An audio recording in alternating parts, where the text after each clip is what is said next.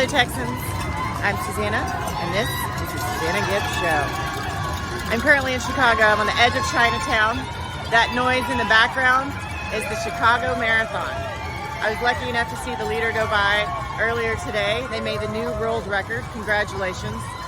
Marathons are amazing. People are amazing. The human spirit and persistence it takes to run 26 miles. Our next guest also has a very strong spirit. She started her passion business in her kitchen during COVID. I really enjoyed talking with her. I hope you enjoy her story as well. Please connect with us at giveagencydallas.com. We would love to hear from you.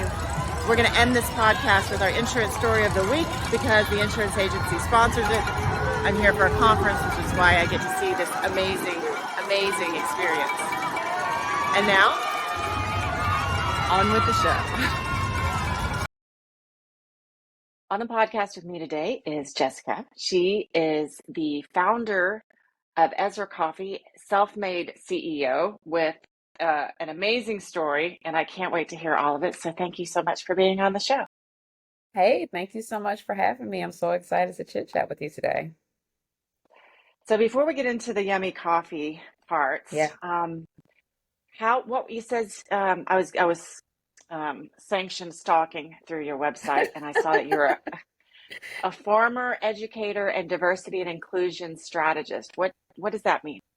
Yeah. So I actually started my career. I graduated in '07. So right after '07 came the recession. So I was looking for jobs, doing things there, and I did this program called AmeriCorps. It's similar to Peace Corps, but you stay in state. And so I did AmeriCorps, and it placed me with a job in Cincinnati Public Schools, helping students go to college. And it was actually what I wanted to do in my hometown of Atlanta, but you had to be a teacher first. So I went through Cincinnati, stayed there, worked in their education system, helping students, first generation low income students, matriculate to and through the collegiate process.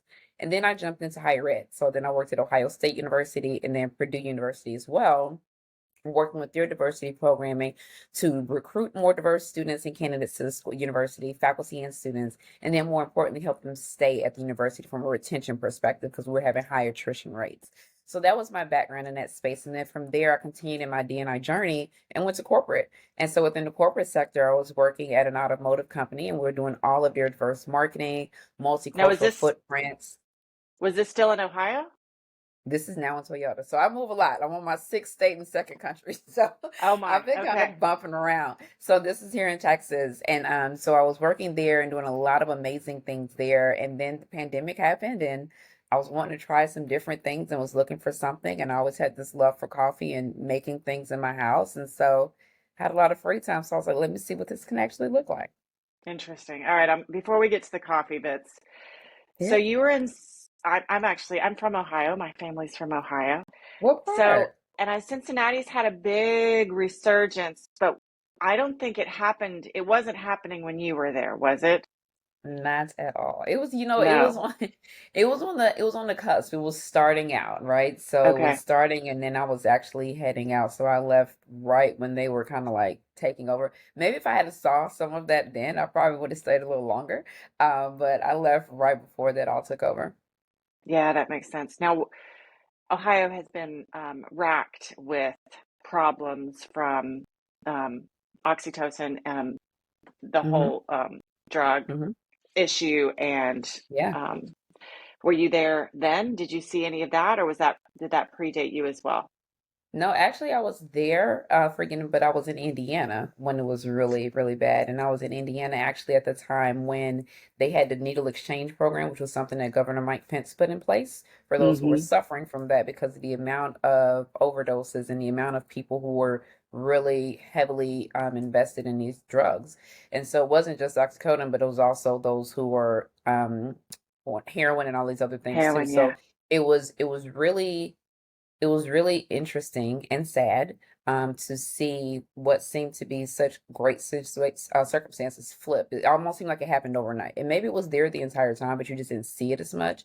But it seemed Yeah, like this flip just happened overnight. And it was painful to watch. It was painful to go through. It was painful to see families being torn apart and things of that nature. But it's also for me as a person of color, it was like the reverse of the 80s, right? It's like the crack epidemic, and now you see it flipping into another space as well. So disheartening all the interesting. way around. Where did you grow up? I'm from Atlanta. Oh, Atlanta. You said that. I'm in Atlanta, Georgia. Yes, ma'am. Hot Atlanta. Hot Atlanta. And what part of Ohio are you from? I missed that. So Marion, Ohio, which is, north of Columbus. My parents Mhm. met at Ohio State, but I still have a ton of family in the Cincinnati, Kentucky area. So I have great memories of swimming in the Ohio River and visiting family there and the farmlands up north. So I moved there when I was 3, so I can't claim it, but Yeah, I did love Cincinnati. I thought Cincinnati. I visited before it declined, and so when I was really excited to hear that it was it was coming having a back. resurgence because it's got, with the river running right through there. I mean, it's just so cool. It has so much history, and I love the fact that living there, you can get to so many other cities within an hour and 30 minutes. So you can be in Yeah, Louisville, you can be in Lexington, you can be in Annapolis. It was so quick, whereas in Atlanta, it's 4 hours out. No matter which way you're going, it's going to take you a while to kind of get to the next place. Atlanta's kind of hard, man. Their traffic is like everybody claims Dallas traffic is bad, but there are no, you can't take a side street in Atlanta to get there. The No. side streets are just as bad. Yeah, I was literally just talking to a guy the other day. He was an Uber driver. And he was talking about Atlanta's traffic, and I told him, and I'll share this with you too. There is a piece. It said, "Why is it?" He said, "What does Atlanta's traffic have to do with segregation? Dot dot dot everything." And it walks you through how they built the highways in Atlanta, how the streets are designed, how the trains stop at certain times of the day, and how they built this all around a particular time is very fascinating. The researchers who really did this piece on it, and it's actually the piece of that article piece is also in the 1619 project if you have that as well. But it is amazing to see, and so they go through different cities and they talk about how cities. So they did Atlanta and Chicago because they have similar issues, and they walk through. It was very fascinating to kind of see as well too. And you don't think about it when you're from there. It's like you just get used to it. You just know not to get on 75 after 4:30 on a Friday. Like you're not going anywhere. So Yeah. you just figure out wherever you're going to do on the other days of the week. So it's interesting to say. I have the next guest coming after you. Her name Uh-huh. is Victoria Meeks, and she is working on a project in the um, 10th Street Historic District, which is also exactly what you're Yeah. talking about, how they put a city in the middle of a neighborhood and how it disrupts Yep. it and how it changes it. And it was, you know, um, so you allude to that thing, but it's interesting that you have the diversity and inclusion aspect, which I guess makes you more, do you think you're more aware of issues Uh, and segregation and how cities move and being able to talk about it with people, especially on the corporate side? Yeah, I think being a woman of color, you're always going to kind of be aware of it, right? I think growing up in a city like Atlanta, which is kind of the reverse for a lot of other people of color, where everything is black, where most people you say like I was the only black person here, I was the only black person there. I have the flipped experience, right? And so I think for me, being in the diversity and inclusion side, is you're more intensive to ensuring that spaces are inclusive. I would say will be that. I'll say also I have a heightened sense on belonging. And I've lived abroad. Lived in a bunch of different cities. So I'm also looking to for that connective tissue. How can we all find some commonalities, regardless of the obvious, where we can still live, work, play, and eat in the same spaces and, and be able to enjoy each other and more importantly, learn. One thing with Ezra, all of our blend names are named after significant events and individuals within our collective American history. And so Oh, on the back of those bags, we all tell these different stories. And because when you're drinking coffee, my grandfather, he used to always have his newspaper. He was educating himself on something. And so I really mm-hmm. wanted Ezra to be that vehicle as well, where we're sharing these different stories of things that have happened that we may not always talk about. So I think that diversity, equity, inclusion background allows you, Sorry. I had no something worries. beeping. I was like, what is this beeping? Oh my God. Yeah, I think you just put a Very heightened weird. awareness on being inclusive and creating a sense of belonging and making sure that you're weaving in that connective tissue within not only your product, but within your business as well. Interesting. So, since you brought this up and I saw some Mhm. of the names of the coffees, would Yeah. you, is it Lord of Tulsa? What is that one? So we had that's No, a blended too. So 64th we and had Tulsa. That's, yeah, 64th and Tulsa, which is one of our best sellers. I actually have a bag here. So it's this is 64th and Tulsa, and this one highlights the presidential signing of the Civil Rights Act of 1964. by Lyndon B. Johnson. So when he signed that into office, and then it also allows us to focus on Tulsa Black Wall Street and what took place in the Greenwood District in Tulsa, Oklahoma. So this is I call it Progression Through Darkness. So it's our medium dark roast, if you kind of pick that up on that blend. It's an Ethiopian and Sumatran blend. Like I said, it's one of our best sellers, but that's what that one is. And then on the back of the bag, as I mentioned before, it kind of walks you through that story of the connection between the two of those and what took place there and the progress, more importantly, that we made. And we think about what took place in that district, what was lost for that group of people was generational wealth. And you'll see that this bag is particularly green because they destroyed that district. So one thing Could about you our could you stories. just in case we have somebody who's listening who doesn't know the story behind the Greenwood Tulsa, would you explain what that was? Yeah, absolutely. So in May was Memorial Day weekend, 1901. There was a massacre. Well, I don't want to say a massacre, it was a bombing in Tulsa, Oklahoma. And at this place, that street was called Black Wall Street. It was full of black businesses, black hotels, black hospitals, anything that you would need within your community to survive was there and was created and provided all by black business owners and black individuals. And they stayed in their own space, right? They were thriving, they were doing really well. One individual made a claim that someone had accosted her in an elevator. That a black man accosted her in an elevator, and people went out to try to find who this black man was. And so, even though this town where this happened was very far away, they came to Greenwood saying that the person said we saw somebody say he was here.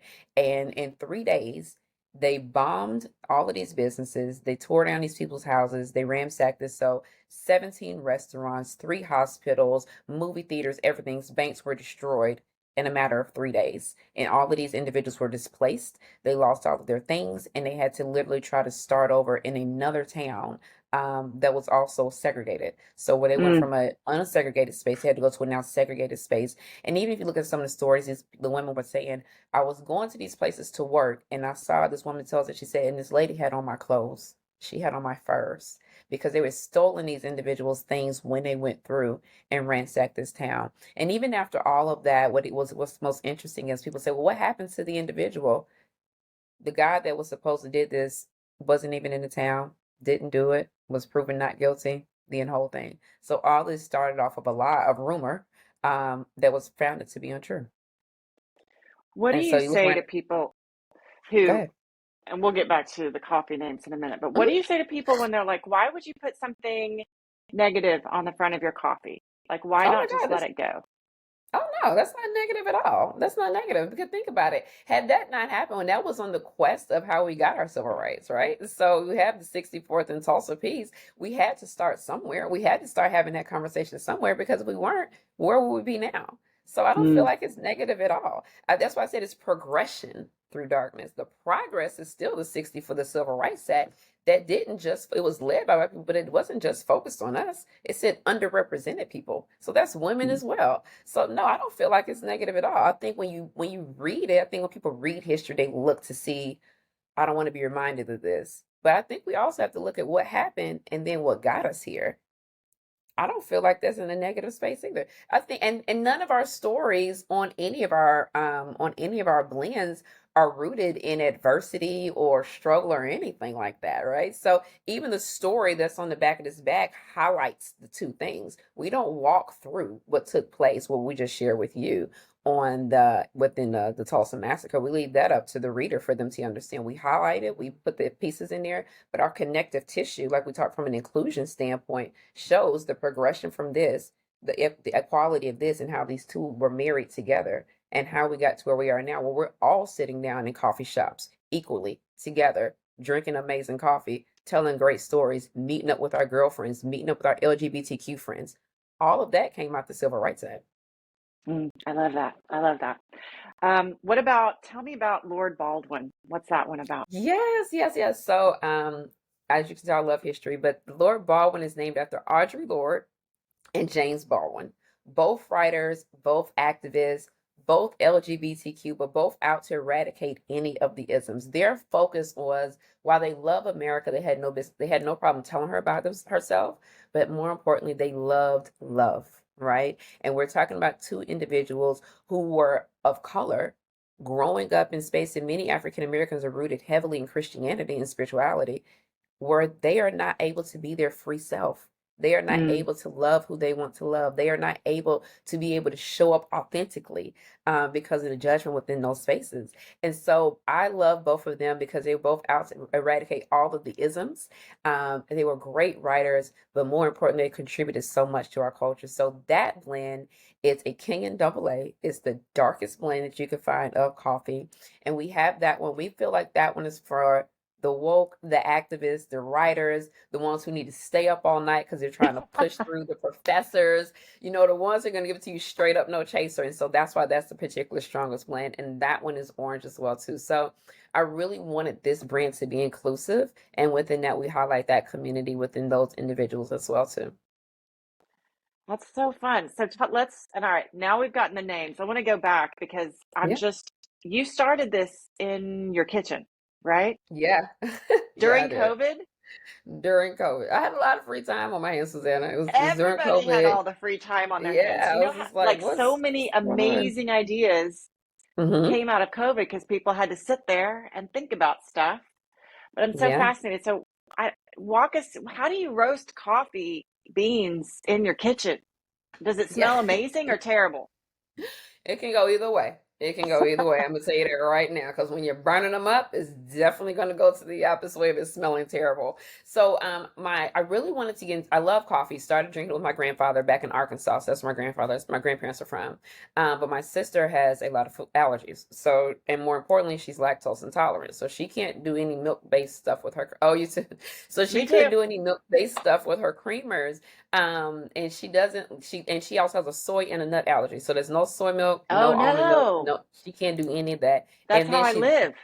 yeah, and oats really kind of irritate her too because she has eczema. So the child is literally nuts, not even nuts. I'm sorry. She's literally lettuce, water, and Tic Tacs. That's what I tell everybody. My sister eats lettuce, water, Tic Tacs because she's so allergic to things. Anyway, I was trying to find different ways that we can flavor coffee so that she didn't have to have those things. And so I was mixing coffee beans and like pouring syrups and stuff on because I saw some stuff on YouTube.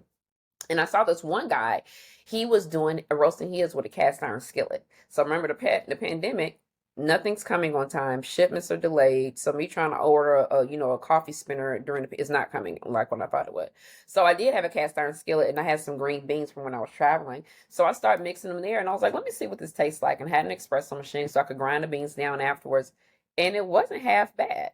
And What do so you I say threw a you had party. green beans? What do you mean you had green beans? Yeah, so green primo beans. So they're green Okay. coffee beans. Those are Okay. before they've been cooked or anything. You can order green coffee beans from anywhere, like cremo beans. And you Okay. can, for those who like to roast their own beans, you also order those. You roast your own beans, and you can grind them down with your espresso machine or your grinder, and then you can have your own coffee. So that's for people who are like super coffee enthusiasts and want to do the entire thing on their own, right? So you can buy them washed or not natural wash, whatever. So we did that.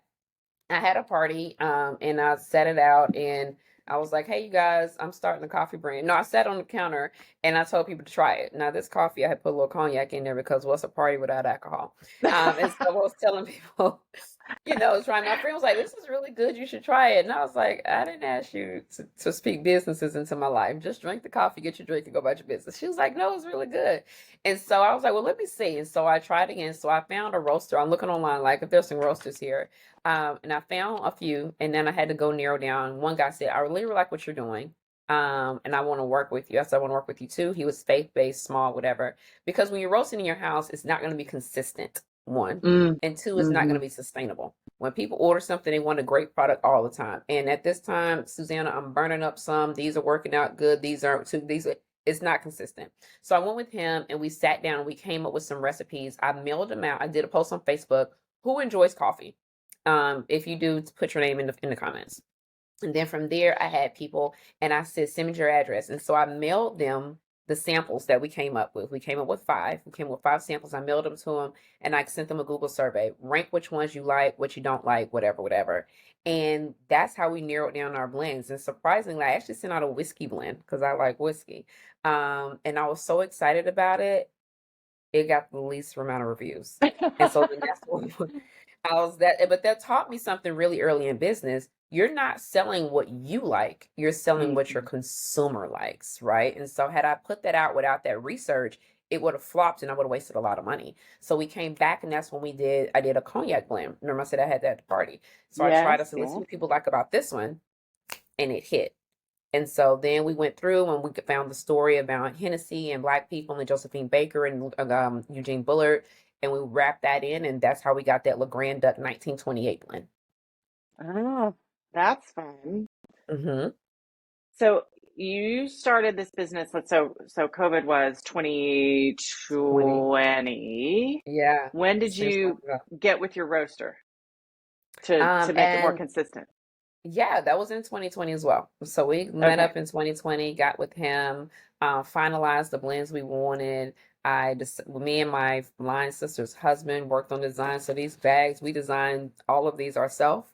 We designed the bags, we ordered them, and I said, I'm gonna order a small batch and I'm gonna put it out there and we're gonna see what happens. We launched February 7th, 2021. In June of 2021, we were accepted into Target's Accelerator program.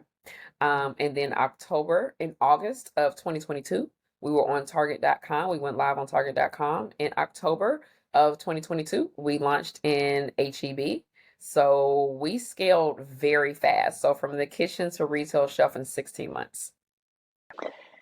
It sounds like kind of a Cinderella story where it was easy and you're shaking your head. No, no. It seems so fast though. What road bumps did you have along the way? We had a ton. But I'll tell you our most expensive one. I'll say most expensive one. We were excited. We put this stuff out. Mind you, I've never done this before, right? So remember I told you I ordered bags from China. I thought it'd be fine, no problem. On all bags, you have to have a barcode. So I bought some barcodes off the internet. Sounds good. Put them on the bags, ordered these bags, shipped them over, paid all of these got ginormous prices for shipping because it was crazy in 2020 to get stuff here and get ready to go with live with Target. And we're checking, and Target says, HEB said, no, HEB says, Target both, oh, you can't use these barcodes. These aren't GS1 barcodes. Oh You have to no. get new bags with Oh no. new barcodes for all of your blends. Oh boy. That's a great example of you don't know what you don't know until it's too You late. don't know what, well, here's the next thing. I said, oh, okay, sure. But then we have whole beans and ground, right? But when we did the second run of bags, we only sent the barcodes over for the ground. Uh-oh. So now we have to do the whole beans on the back. So the thing is, we bought all of these other bags that we can no longer use in retail. And then we have these other bags that we can use in retail. We have to use certain things. So that was a little different. So that was a good lesson early, but it was an expensive lesson. So Yeah. those other bags, I'm like, we're using them. So pop-ups, events, vendors, corporate things where we don't have to scan it, those are the bags we're using, right? But I didn't know that until really right before. And on top of that, with HEB, we had to get them in time. So I had to pay a rush to get them back to the States from where we're ordering them from because trying to get them printed in state wouldn't have been done in time. So we had to go back to China. So that was a serious bump for us as well, too. And then I think another bump in all of that is, I wanted us to be successful on shelf. And so we had to be very strategic in how many stores are we going to do and what's realistic of us and what can we, more importantly, what can we afford? We've not been in business for 2 years, so we can't go to a making it alone. We don't qualify. We also I didn't know the business well enough to say I wanted an investor that early on. I don't know what this is that I'm working on, right? And at the same time, it's the pandemic. It's hard to try to do a friends and family round where people don't know if they're going to have their jobs tomorrow. They're not giving up Mm-hmm. anything. So it was really me having to be strategic. So I had a really nice, Susanna, a really nice Lexus truck at that time that I just adored. I love that little truck. And I had to turn it in. And I Yeah. used that money from not having to make that car payment to investing and scaling and growing my business. Do you feel like, because you're 2 years in, which is it's a huge milestone for a new business, Yeah. is year two. Year three is, I think, for a lot of businesses where they finally go, okay, okay, okay, all that money that we've invested, are you guys positive? We fluctuate. I want us to be consistently positive month after, because Yeah. we don't look at about a year. We look at month by month. I want us to be consistently positive. But yeah, that's where we are. Like we grew fast. We scaled fast. But And that we takes just a lot have of to. money, right? That takes a lot of money It to does do take a all lot those of money. things, and then you're It does. investing, and you can only make so much. So, like year three is when you see a lot of, I think, I don't know. It just feels like people can breathe a little bit. It depends, right? Some people take on investments early in that mid time and they breathe a lot sooner than others. Some people have different things. For us right now, we're looking at innovation. So we have ground, we have whole beans, but what's next? Everyone wants to know, do y'all have K cups? It's functional, it's quick, where are we scaling next? So for us, year three is our innovation year. Right? Is our innovation and Nice. scaling. How are we innovating and bringing in new products, new product offerings for our clients and our customers?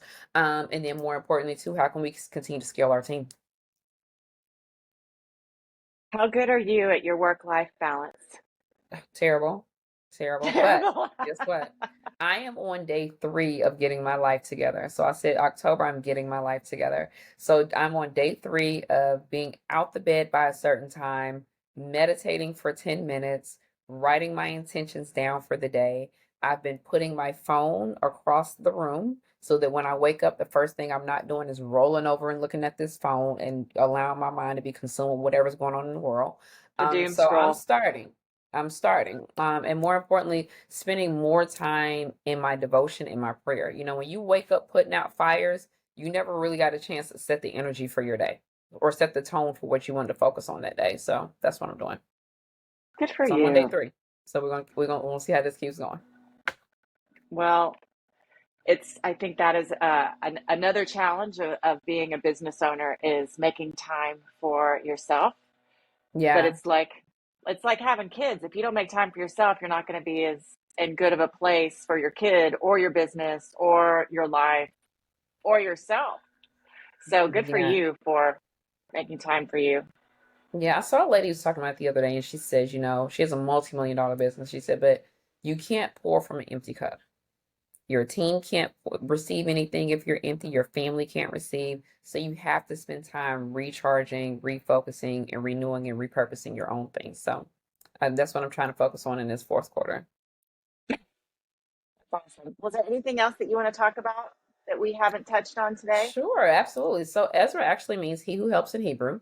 As I I'm very faith-based, and one thing that we want to do is make sure that we're also a vehicle and support for our community. And so what Ezra does is we use a portion of our proceeds to send students back to college. I'm very passionate about the collegiate process, but we know that a lot of students start school, but they don't finish school for various reasons. So we provide scholarships starting their sophomore, junior, and senior year, and we do what we call gap emergency funding. And so these scholarships are for things that you won't be able to find online. Let's say, my financial aid came in late. I have a hold on my account. I wasn't able to register for classes. We had some students, their parents lost their job during COVID, but they still had to use their previous tax return. So there was a deficit. So we go in and provide students with scholarships up to $1,000 to help them cover those things, get back to campus, get holds released, cover fines, and things like that, so they can continue to finish their degree and graduate with a degree and not debt. Our first year, we awarded scholarships to students attending Howard University, Southern University, and Alabama State University. So we're really excited about that and the work that we're doing, not just within the business, but allowing our community to be a part of the community that they help within the people that we support and the students that we support. Oh, that's so great. Yeah, so we are very mission based as well as being a great coffee brand. And like if I walk into, are you in Central Markets or HEBs? Not yet. From your lips to Okay. God's ears. So we are in HEB. We are in HEB. We are also on Amazon for those who like it prime. We have our Mm. Amazon and we send to them weekly, so it is freshly roasted. We are also on Target.com if you would like to order from Target.com as well. If you're in Michigan, we're in Bridge Street Market. You can shop us in the Bridge Street Market stores. That's fantastic. Well, Yeah. Jessica, one of the cool things that we are, being an insurance agency sponsoring the podcast, it's always Yeah. fun for us. We revisit with our businesses yearly. How are you doing? How'd your sales go? What are your challenges? How can we help?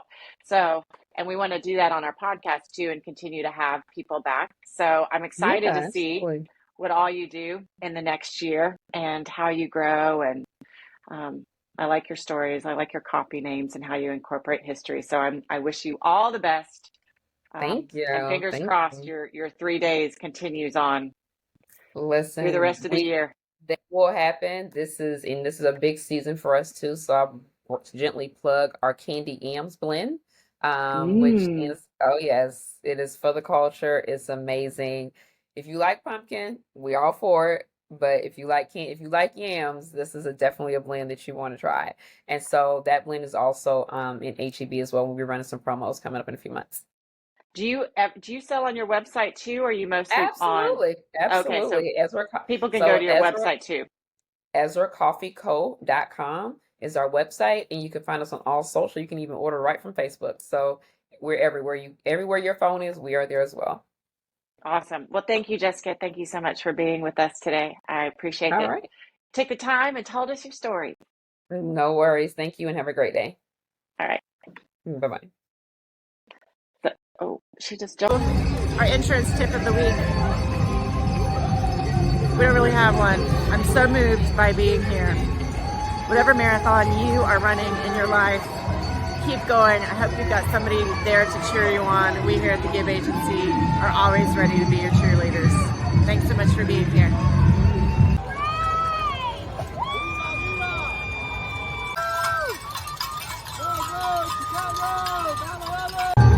You're almost there. You got it.